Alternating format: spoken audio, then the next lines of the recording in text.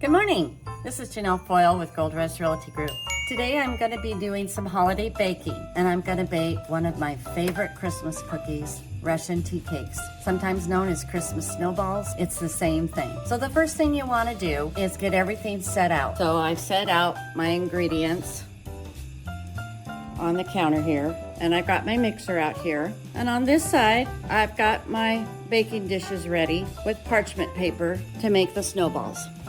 So the first thing I'm gonna do is add butter and powdered sugar to my mixer. Mix those until those are smooth. Then I'm gonna add vanilla and then my flour and my salt and stir in my chopped nuts and make balls. And then I have to put it in the refrigerator for an hour. So stay in tune, I'll be right back. Hi, welcome back. I'm doing my holiday baking today. It's a good day to do it. There's lots of fog outside, it puts you in the mood. And after I made my balls, I put them in the refrigerator. Now I'm ready to take them out and bake them for 7 to 10 minutes on 375, and just till the bottoms are lightly brown. And then I take them out and let them completely cool. And when they get completely cool, then I shake them in some powdered sugar, and I do that twice, and then I'm ready to package them.